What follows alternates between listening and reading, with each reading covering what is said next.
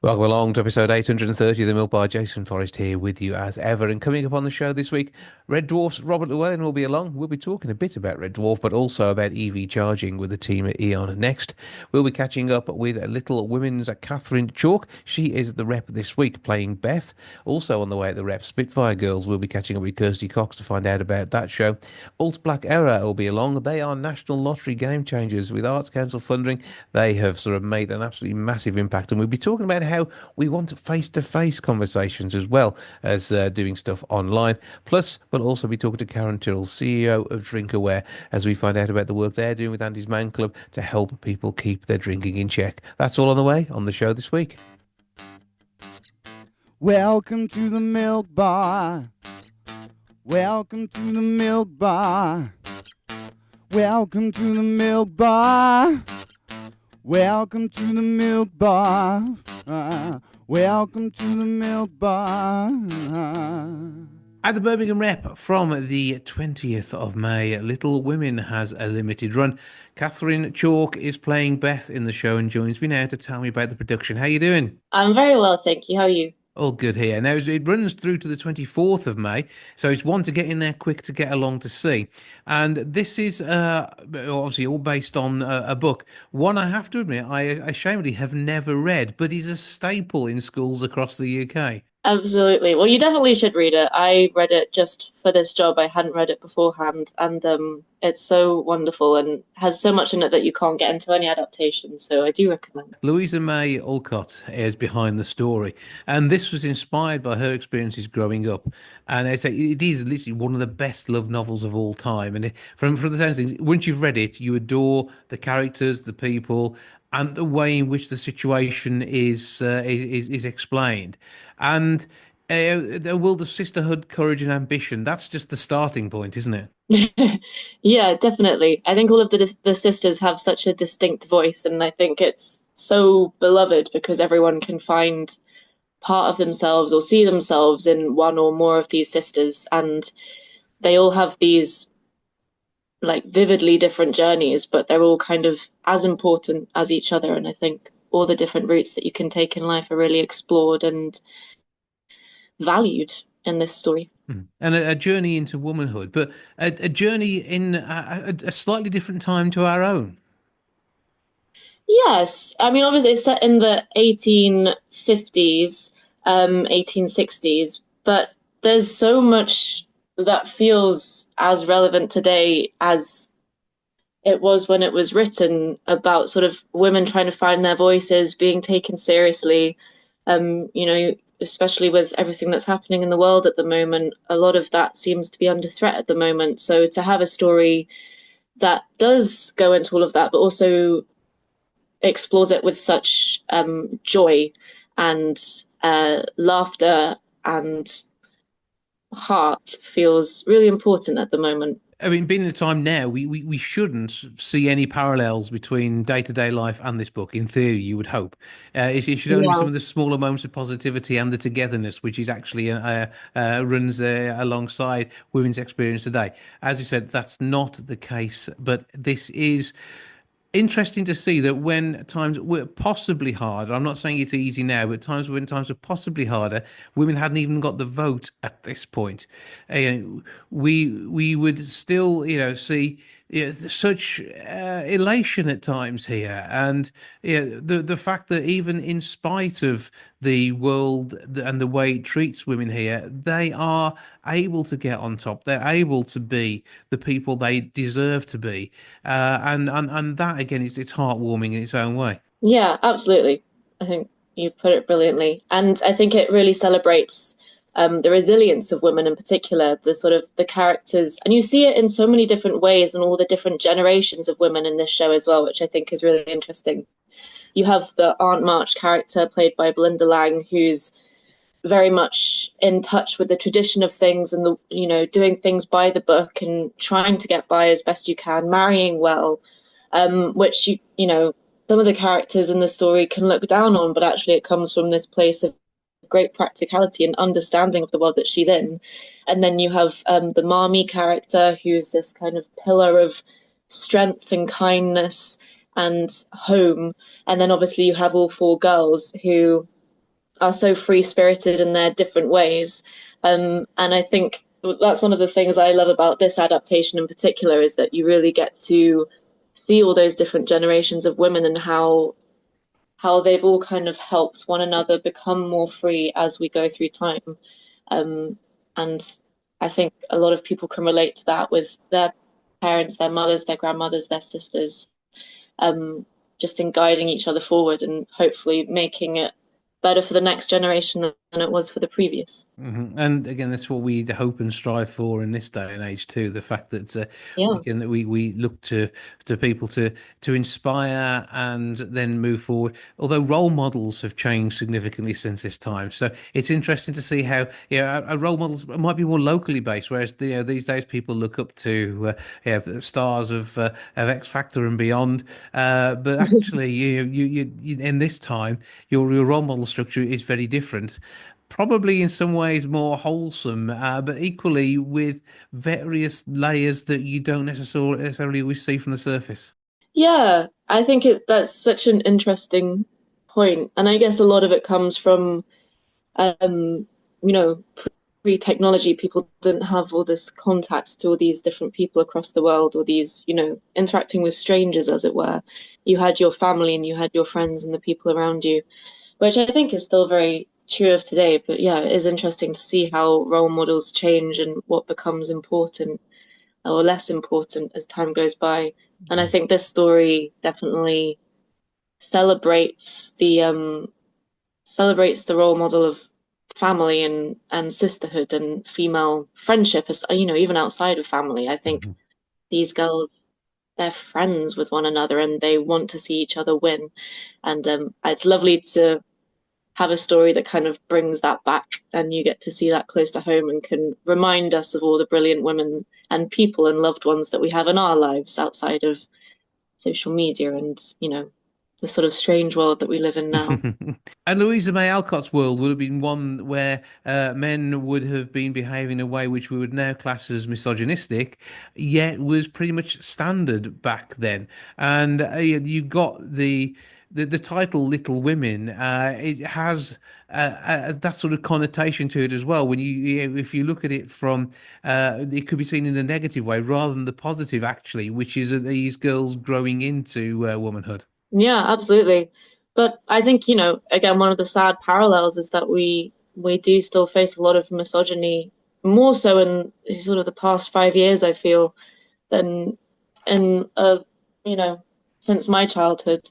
Um, so yeah, it's in a way I found it not refreshing, but it's just very interesting to be able to see all of the parallels and kind of experience these women's struggles and link them to some that we still face today and see how they overcome it and how they deal with it. And I suppose back then it was faced with a lot more just acceptance of this is how things are and you can't change it. But then you also have the character of Jo, who very, very much fights back against that and says, she's so aware of it and says lines in the show like, if I were a boy, I could do all of these things. I could study, I could go and fight.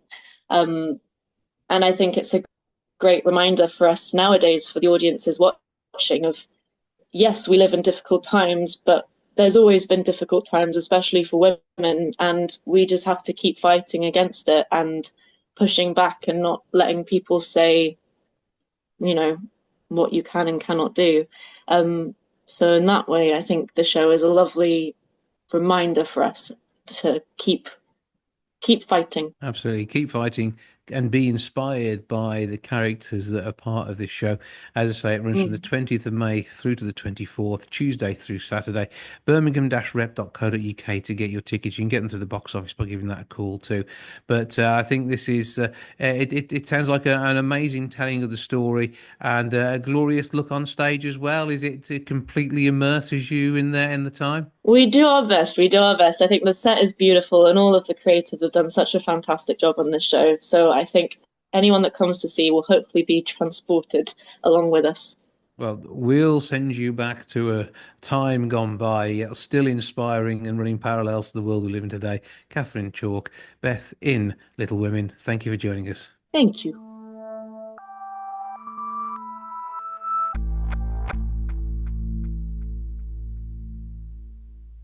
Research from DrinkAware, working alongside Andy's Man Club, is telling us that there are many people who are drinking more than they should do in excess of the standard guidelines, which allows for low risk drinking. To tell us more, I'm joined now by CEO of DrinkAware, Karen Tyrrell. Good afternoon.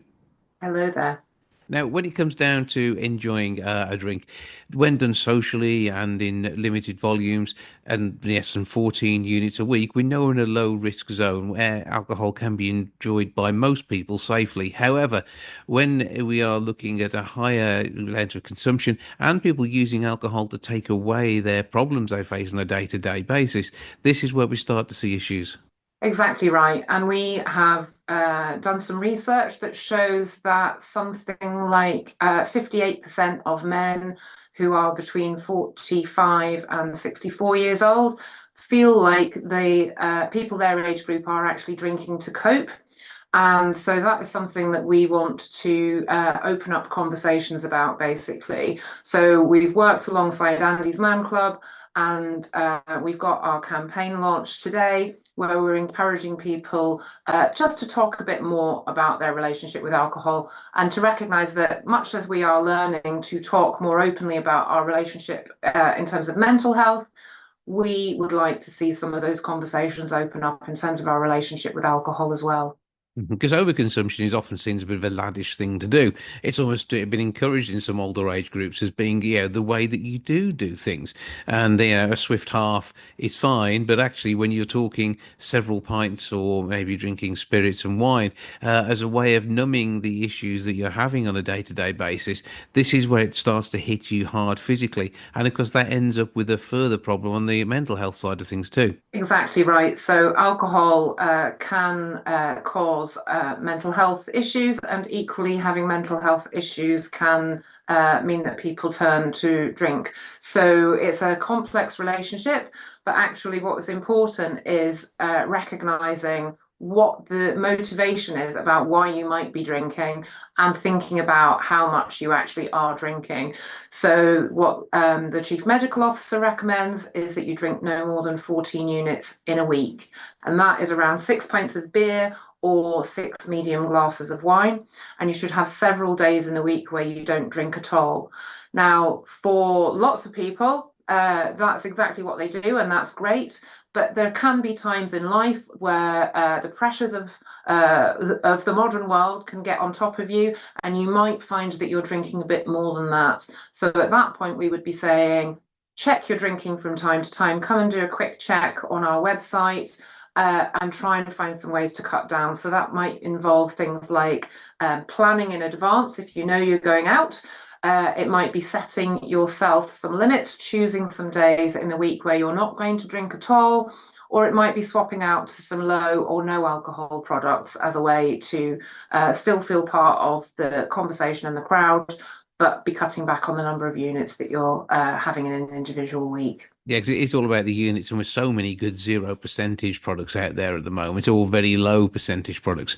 It doesn't have to be just shandy making you a slightly sickly lager these days. It is something you can still enjoy and have a drink that, and if you're drinking for the taste, actually, that you're doing all right so far.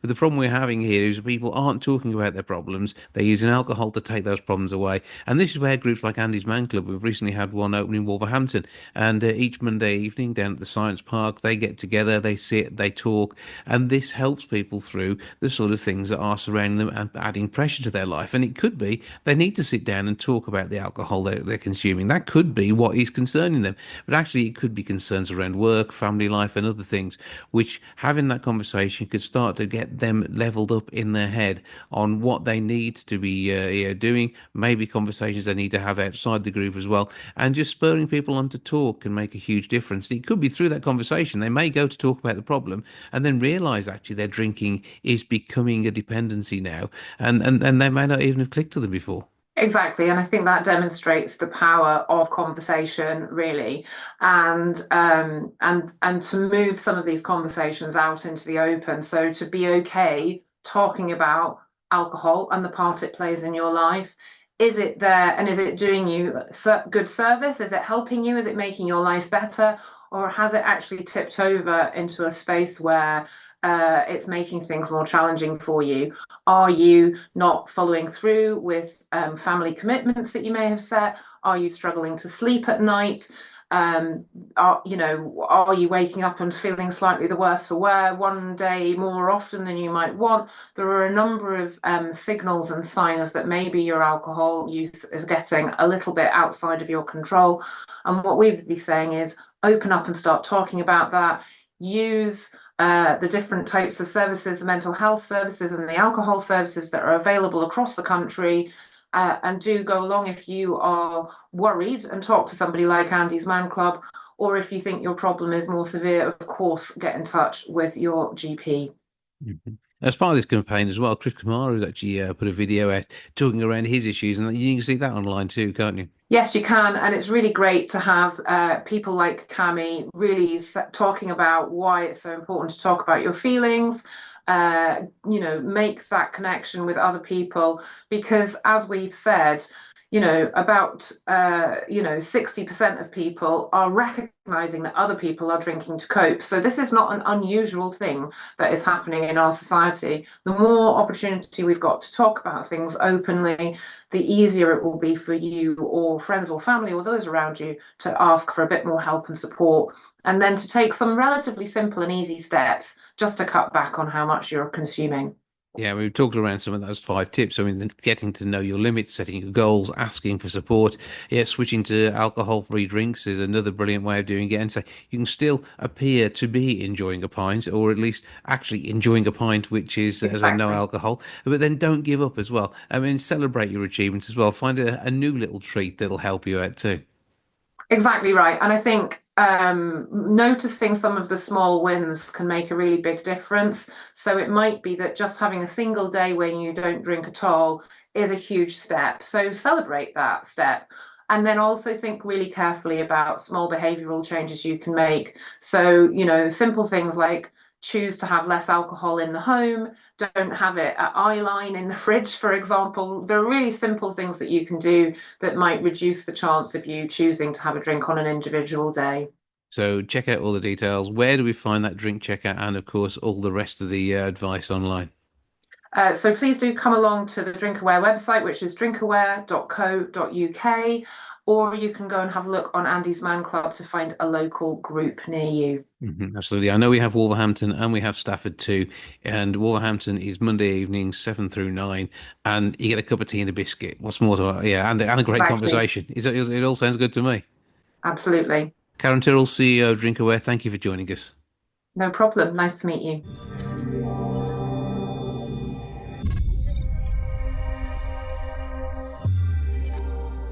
Now, Gen Z are looking at rejecting toxic online spaces for real life role models.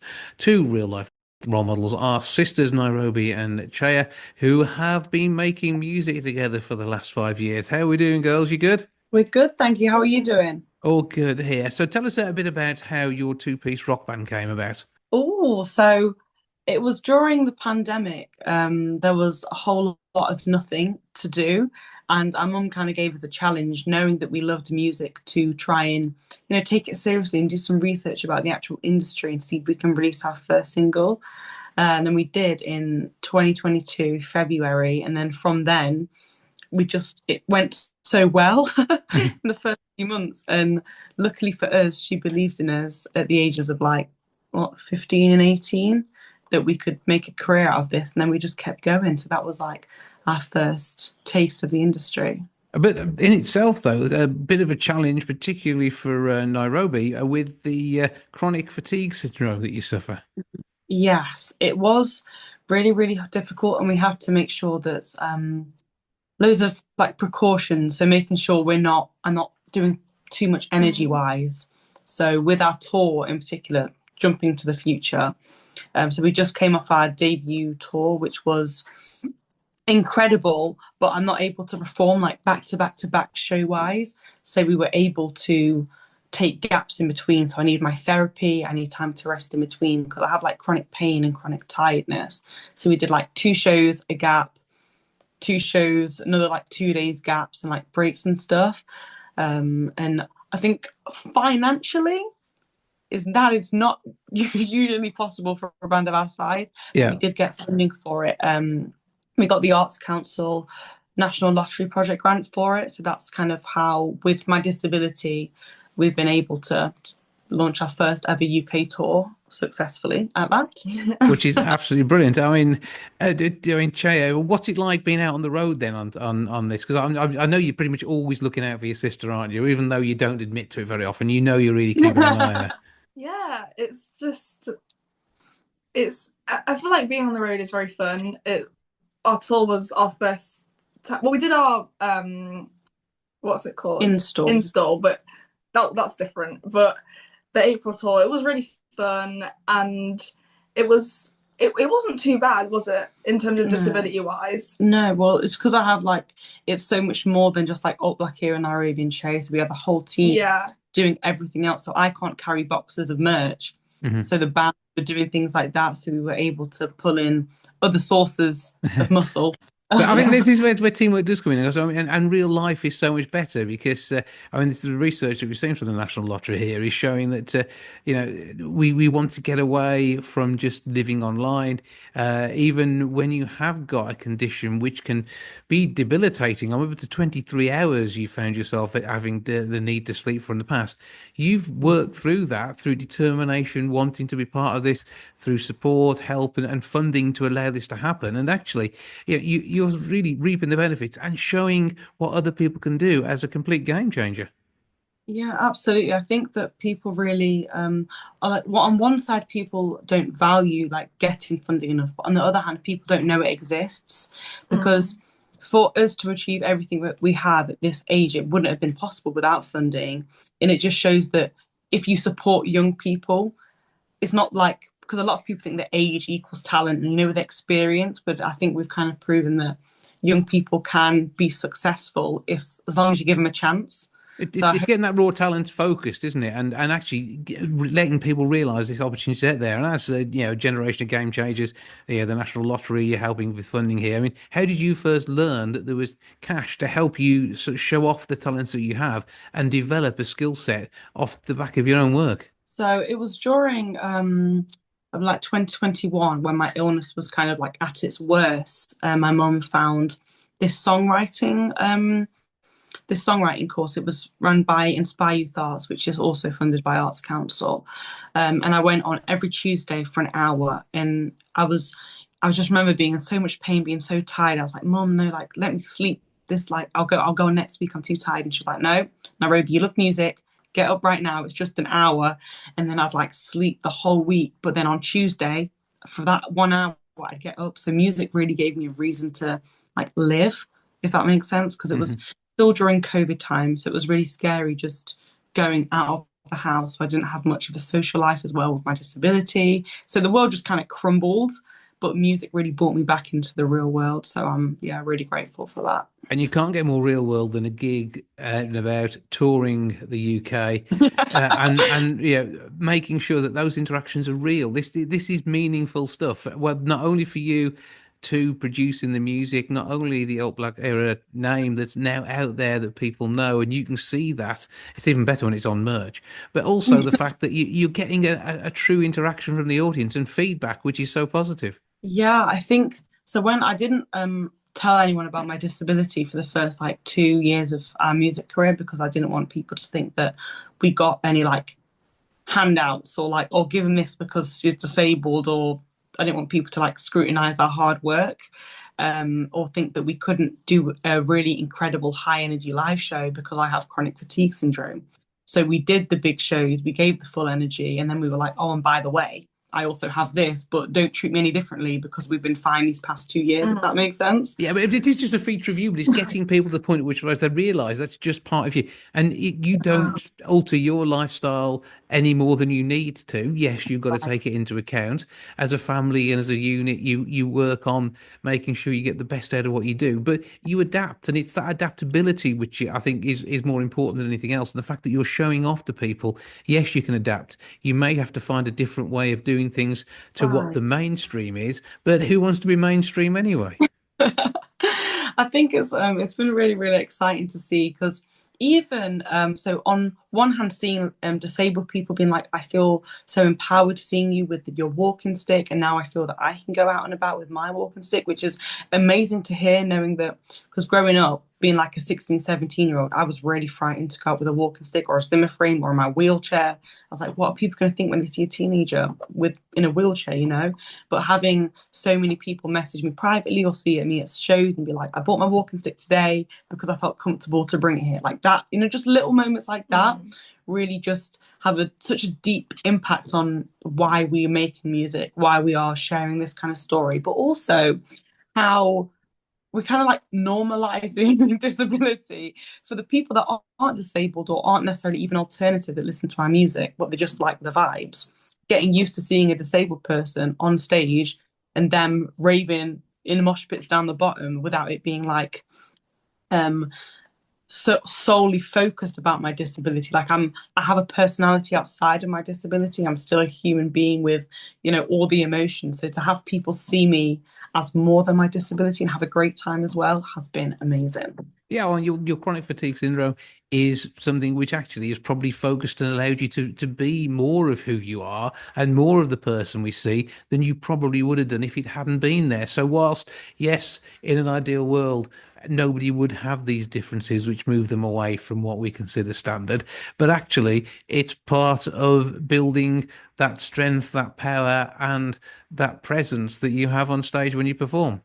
Yeah, exactly. And there's one thing my aunt always used to say is that I was sleeping so much, but it was like fueling my creativity. So like when I was awake, that's how I was writing these amazing songs, and that's how I was doing these amazing shows, because I was like charging, basically. So she put it like that, which I loved. Yeah, well, that sounds absolutely brilliant. So, okay, well, first of all, where do we find out all about your music? Everywhere, you know, Spotify, YouTube. You can follow us on Instagram. We're actually starting up a book club as well. We are able to release our first ever book about the album, about my disability and our story, and that's also through the Arts Council National Lottery funding as well. So we've got to share a lot more intimate on who we are as people, what our journey means to us, and I think what it means to like the community that we've built up around us. So look out for the book club. We're starting that soon. Yeah, that'll be on our Discord. Yeah. So we're searching for Alt Black Era, ALTBLKERA, if you're looking for that there. So not only can we find out about your music there, but we can also find about all the National Lottery game changers by giving that a bit of a search.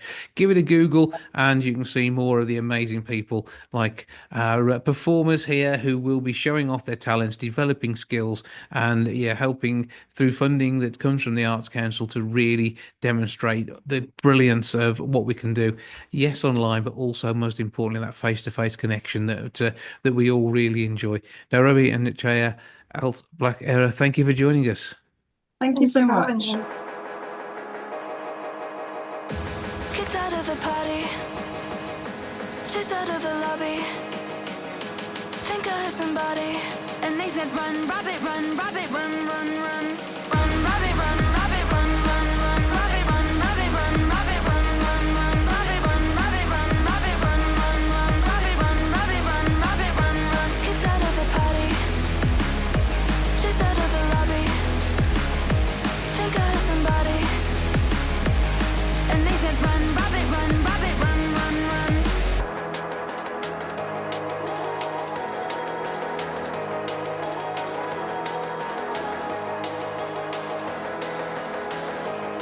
Someone's pulling me. Haven't had to run a mile since I was 17. Haven't had to drop the crowd 'cause I was never seen. Haven't had to tell myself that you're a fever dream. 'Cause you said to me, "Do you wanna fall? Hold my hand. Why'd you wanna talk? Just run fast. Don't you know it's all in your hands? Now you wanna crawl out my past." Kicked out of the party, chased out of the lobby. Think I heard somebody, and they said, "Run, rabbit, run, rabbit, run, run, run, run, rabbit, run, rabbit, run, run, run, rabbit, run, rabbit, run, rabbit, run, run, run, rabbit, run, rabbit, run, rabbit, run, run, run, rabbit, run, rabbit, run, rabbit, run, run." Kicked out of the party, chased out of the lobby. Think I heard somebody, and they said, "Run, rabbit, run, rabbit, run, run, run."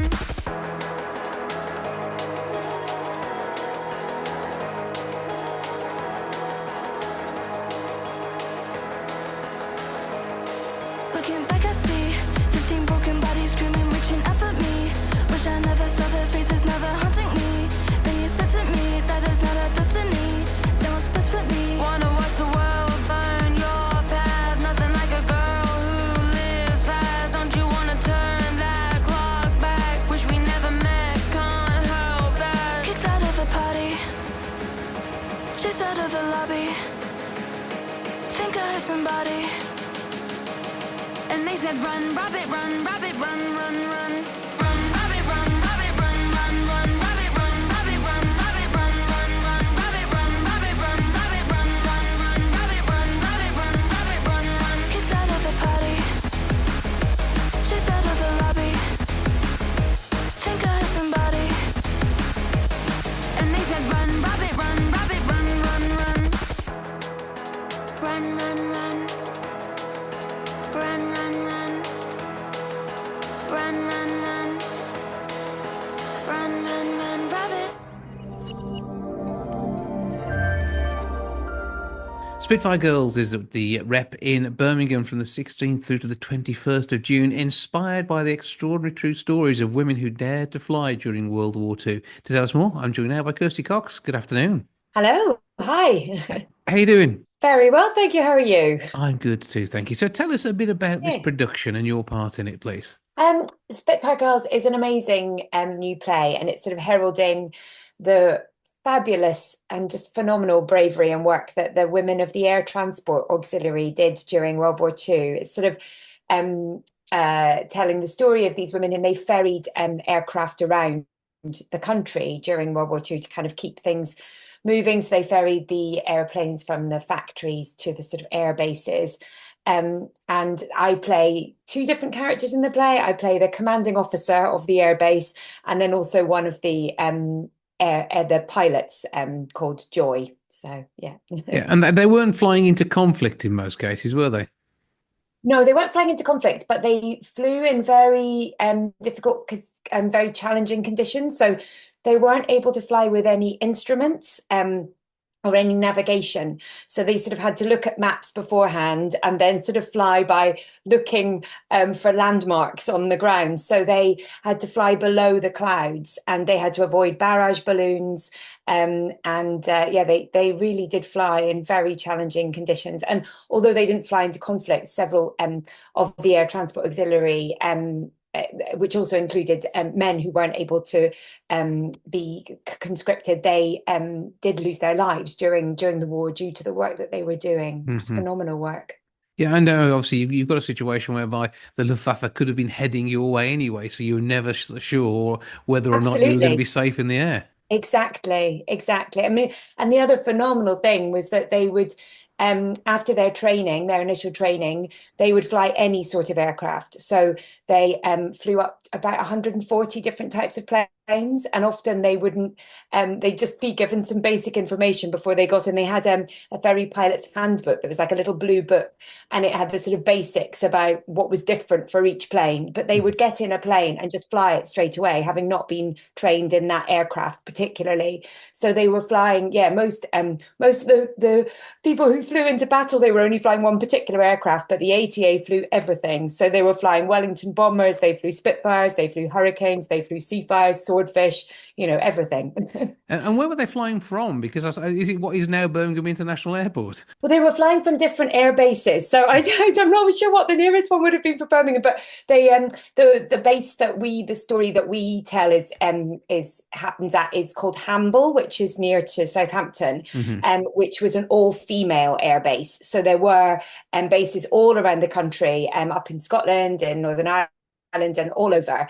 So there would have been one near to Birmingham, but there was one particular one that was all female, which was down in Hamble. So that's where our pilots in this story are based. And this is obviously an important story to remember. Obviously, this is a fictionalized version of it, but based on true life. But also, I mean, the fun and the camaraderie that's part of this is very much a reflection of what would have got people through these darkest of times. Absolutely, and I think that comes through so well in this play is the camaraderie and the bond between these women. So the story of the play starts with two women who'd been based at Hamble during the war being reunited, and then kind of we go back in time and sort of see their relationship they obviously had huge adventures, as well as it being, I'm sure terrifying at times and hugely hard work. They also, talked about how fabulous it was to fly and to be given this opportunity because of the war, because women weren't given that opportunity before to fly aircraft like that. And the other amazing thing was that during the war, they were given equal pay as the men. It was, so they had this huge opportunity to kind of have equality for that time, which was phenomenal. And then we just sort of, it's so important to herald these stories, and yet then it seems like after that we went backwards a bit, but we're kind of getting back there again now. Working on it. I mean, the thing is, we're still not quite there. That's the scary part, isn't it? In conflict, when they're doing a difficult and desperately important job. Absolutely. And it's been so wonderful, especially this last week recently when we were having the sort of this extra celebrations for the 80th anniversary of VE Day. That's been so special to be able to tell this story. And it happens so often at the theatres as we tour around the country, of people coming up to us afterwards and saying, I had no idea that these women did this. And there's so many untold stories during the war. And if we can just sort of highlight them and tell their, the amazing bravery that these women and the other members of the air transport auxiliary had, it's a very special thing to do. I feel very honoured to be able to do it. And bringing to life these characters, it's an honour for us to know this is going on, see it on stage, and realise that it is part of what is an amazing history of this nation, and that so many have given so much to get us to where we are today and beyond. So it is important these stories are recognised, which is absolutely fantastic. The box office is 012-1236-4455, birmingham-rep.co.uk to grab your tickets that way, and of course it was nip in and pick them up over the counter if you wanted to.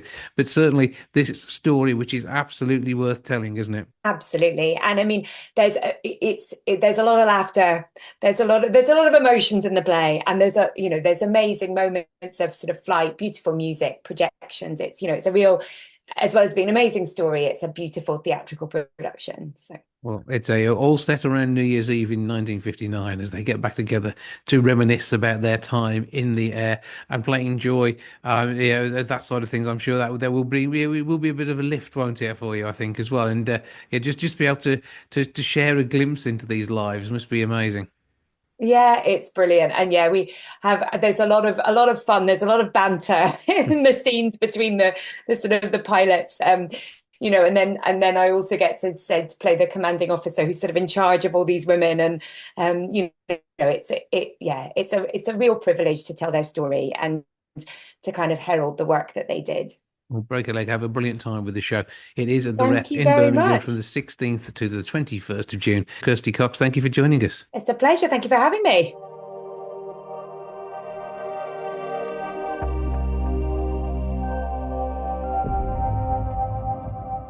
Now, when it comes to the cost of driving an EV, refuelling could be just £2.70, less than a latte to charge your vehicle overnight. To tell us more about how we can keep our costs down by doing so, I'm joined now by Robert Llewellyn, who, of course, you'll know from Red Dwarf, Scrap and Heap Challenge, all those other things that he does, and also by Jean Coleman, Director of Commercial at E.ON Next. Good afternoon to you both. Good afternoon. Good afternoon. So, first of all, Robert, when it comes to EVs, you've been a long-time user, whether it was the old Prius back in the day when you were hybrid, or when you go full EV in this day and age. It's a great way to get about, and of course, we know that if we're buying a new car, this can be one of the best ways of doing it to protect our planet. Well, absolutely. I mean, the overall impact is hugely reduced. I mean, anything the human race do, has an impact. Everything that we use has to be dug up or grown, but certainly an electric car minimises a lot of those impacts. And when we're putting less carbon into the atmosphere, and in particular less pollution at the point of use, which is a hugely important part of this, it really does help us from everything from asthma through to the greenhouse gases. Absolutely. I mean, if you have the luck of going to cities where the vast majority of the transport is electric, Oslo, Shanghai, Beijing are three examples. I mean, where really there's very, very few combustion vehicles. The atmosphere, the air you breathe, it is genuinely extraordinary. And actually, even in London, we've had a massive improvement in air quality greatly down to taxis, buses and delivery vans being electric. And it really has made a difference. London doesn't smell as bad as it used to. And when you're looking at that, obviously there's a cost to it as well from a financial point of view. And people very often think that the cost of using their home electricity to charge one of these cars can be big. But that's not necessarily the case, is it, Jane? No, it's not. It's really interesting. We did some research, and the average driving Brit thinks EV charging at home is 10 times pricier than it could be. We have an Eon Next Drive tariff, which actually is only £2.70 for someone to charge their car overnight. And if you look at that compared to refuelling to do, say, 300-400 miles, which is what you'll get out of your EV these days, you're actually a significant cost saving, and you're not charging every night anyway. That's, I think, another great myth, isn't it? That's right, absolutely. On average, a UK driver spend about £48 on petrol, so that's a huge saving compared to that. And I think over 3/4 of us, really are worrying about the rising cost in fuel costs. So this is a win-win for everyone. And when it comes to your experience, Mr. Llewellyn, when it's you're out and about in an EV, it is more convenient these days. Yes, we can charge when we're out and about in more places than ever. But overall, this fretting about how far you're going to be able to drive and where your next drop of electricity is coming from is nothing like the reality compared to how some people feel about it. No, absolutely not. And I mean, it's understandable if you've never driven one. You think, oh my God, it's like my phone. It's just going to run out in the middle of the night on the side of the road, and I'll be in tears and there'll be nothing I can do. And I mean, it isn't like that. I mean, I have made my car run out once deliberately. I was filming it, and it was the most boring day's filming I've ever had. It took so long to do. And I had warnings for the last 25 miles of this thing beeping and flashing at me. It doesn't, you have to really be determined to run out. But I think when you first drive one, you'll have range anxiety because you've been told you'll have range anxiety, and you do the very first time you drive an electric car. But after that, you don't even think about it. It's just not an issue. And I think the way to think about it is you charge the car while you're not using it. That's the key important thing. For the vast majority of the time, that's what you do. So exactly that, you're not using it because you're asleep. So you plug it in at home and it charges overnight, and when you wake up, it's full and you have to do nothing. So you're not spending time going specifically to a fueling station like we've all grown up doing. So that the mentality of not worrying about charging it, but charging it while you're not using it is the critically important change. And of course, Gene, you put it on charge overnight, you get a tariff which suits that as well. That's where your cost savings come in. Because obviously fewer people are using electricity in such volume overnight, so there are cost savings to be had. But topping it up doesn't cost you any more than it would do if you were charging it from almost empty. That's right. The Eon Next Drive tariff offers a fixed price, which means that's 12 months your prices won't change. And you're right, there's greener, cheaper energy overnight. So if you plug your car between midnight and 7 a.m, it's as cheap as 6.7p per kilowatt. And you wake up in the morning and your charge of your car will cost £2.70. And I think the bonus is the fact your whole house is on that tariff overnight, you can charge your phone at the same price. Absolutely. And you know what? Like I do, stick the dishwasher on, the washing machine, the tumble dryer. Absolutely. All sort of those heavy usage machines in the house can go on at night for this cheap rate as well. And would you be charging Crichton overnight as well, Robert? I would definitely. I mean, Crichton would have to be. He loves the word tariff, and he loves an off-peak tariff. Yes, like the Eon Next tariff is a very, very good. He would love that. I'm not doing the voice because I find it really hard when I haven't got a rubber head on. But obviously would be there, ready for that and up for it. So that's all good. So how do we get onto this tariff, Gene? Come on, give us all the details. What can we do if we're buying an EV? If you want to visit eonnext.com, there's lots more information on there about the EV tariff. And Robert, what is going on with Red Dwarf at the moment? I mean, there's not a great deal going on right now. There are plans afoot for some stuff in the future. I don't know. We never know. Honestly, the cast are always the last people to know. So we're all in touch all the time. And if there's a rumour, we're all chatting with each other. But at the moment, I'm not booked to do any new Red Dwarf at the moment. We're all getting very old. to get covered in silly costumes. Yeah, and you get the worst of that. Obviously, you and Danny actually suffer the most from that, don't you? It's all right. There was a time when my makeup was like 10 times longer. It's a bit like charging electric cars. It was about 10 times longer than anyone else in the cast. Now it's kind of leveled out. There's a lot of hair pieces, wigs, a lot of makeup for the poor old fellas. So we're on we've got a level playing field in terms of makeup time now. It's not just sticking a letter H to Chris's head anymore. He's got. Oh my God! No, he's got to have he has to have his whole head rebuilt every morning. All good fun. Let's enjoy what we can as we reminisce about Red Dwarf for now, and think towards the future of an EV and doing it cost effectively. For now, Robert Llewellyn, Opus Crichton from Red Dwarf, and advocate of EVs and everything. You just do too much. And Gene Coleman, director of commercials at Eon Next. Thank you both for joining us. Thank you. Thank you.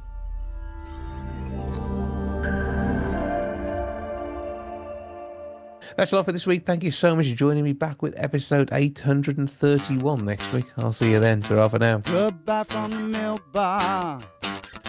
Goodbye from the milk bar. Goodbye from the milk bar. Goodbye from the milk bar. Yeah. Goodbye from the milk bar. Yeah.